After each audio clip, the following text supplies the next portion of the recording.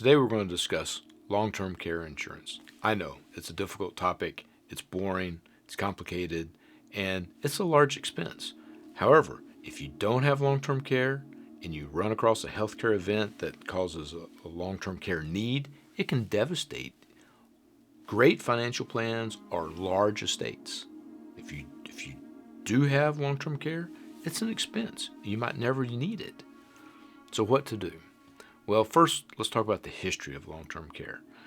It started in 1974, and GE was one of the earlier players in the industry, and the industry mispriced the early quotes. They made some assumptions that were faulty, and it has changed the industry a lot. A lot of the players have changed, a lot of the features have changed, so we need to review what all those are. So today, we're going to talk about three primary points. The first one is the W's, what, when, and why, and then the features of a plan, and then alternatives. Okay? So let's start off with what long-term care is and what it is not. It is not an investment. It's a transfer of risk. It's as simple as that. Now, why do you get a long-term care policy? It's not primarily for the patient. It's for the caregivers. Think of all the unintended caregivers that you know personally in your family, friends, network. Somebody's spending a lot of time taking care of somebody else. Think about the financial burden, the emotional burden, and the psychological burden associated with the caregiver. It's huge.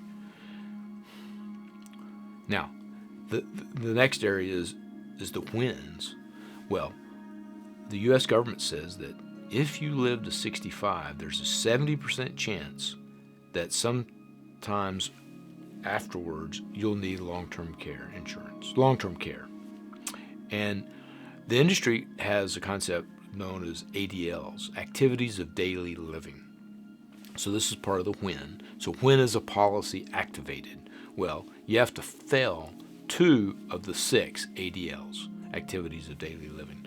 And let's step through those in a way that it's easy to remember. So you got to be able to get up, go to the bathroom, shower, get dressed, go eat breakfast, and not make a mess on yourself. So that's 6 things. And you can be mighty sick and not fail 2 of those. Both of my parents did not have long-term care insurance, and they never would have qualified for this. However, in other cases, you can end up with a health event and need it for 20 years. It's a dicey proposition. So let's move along to point 2, which is the features of a long-term care. The first one is, well, how do you come up with the price? Well, you go through underwriting, and it's based on gender. It's based upon the daily amount that the policy pays.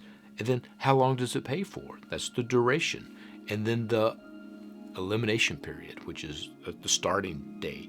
So you have the event maybe 90 days later, or maybe 30 days later, or 180 days later, the policy starts to pay off, right? And then inflation is another key factor. And you can have compound or simple inflation, or 0, 1, 2, 3, 4, or 5. So if we were going to build a standard quote for everybody, and by the way, I don't sell long-term care insurance. I work with a Florida firm that serves as my insurance consultants and the broker. And what we recommend is, let's say you're in Texas. The average nursing home in Texas is $76,000 annually. Let's take 80% of that and have that as the daily benefit. And then let's do a duration of 3 years with a 90-day elimination period and a 3% compound interest for compound inflation. And that would be the standard quote, and then we can compare different vendors based upon that. So then let's talk about some of the issues associated with long-term care policies. As we mentioned earlier, the premiums can change. I mean, they have a habit and a history of raising the rates 25% this year, 25% the next year. It's a risk. You might never need it. If you don't need it, it goes to waste, just like a house insurance policy. If your house doesn't burn down, you don't get a return of the premium. So that's the way the industry works today. Another part of the issue is this the concept of paying for it and you might never need it. It's it's a transfer of risk. And for some reason, people are more happy to buy home insurance and auto insurance, but not long-term care insurance. So there are some alternatives if we move along to our point 3 that addresses that very issue. So the first alternative is well, you can self-insure. If you've got maybe $3 million or more, maybe the right answer is you can absorb. Remember, most policies only pay 3 years, $80,000 a year, $240,000. If you can absorb $240,000, maybe that's the right answer. However, maybe you want to transfer some of that risk, and maybe a long-term care policy might be the right answer. We don't know. It just deserves discussion. If you have very little assets, then it's a Medicaid issue. If you have enough assets and less than $500,000, it's going to be kind of hard to afford. But if you're between $500,000 and $3 million, something we probably need to discuss on an annual basis, so it's an active decision to either have long-term care or not self-insure. Okay, so another option that we have as an alternative would be either a hybrid insurance or a hybrid annuity. So hybrid insurance, you still have to go through some strict underwriting, but the proceeds, if you don't use them, they'll pass to your heirs. So it's a traditional insurance combined with long-term care rider, and you can use it for long-term care. If you don't need it, the insurance passes to the heirs. So it's a fairly good product, right?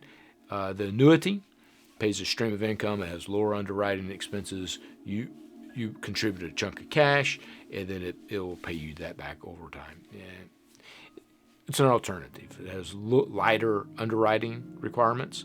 And then the third, which is new, and I haven't used with any of my clients, it's a short-term care policy, generally like a 2-year policy. It has fewer bells and whistles. It has lower cost, and it's easier to qualify for. It's something to consider if you've been rejected before.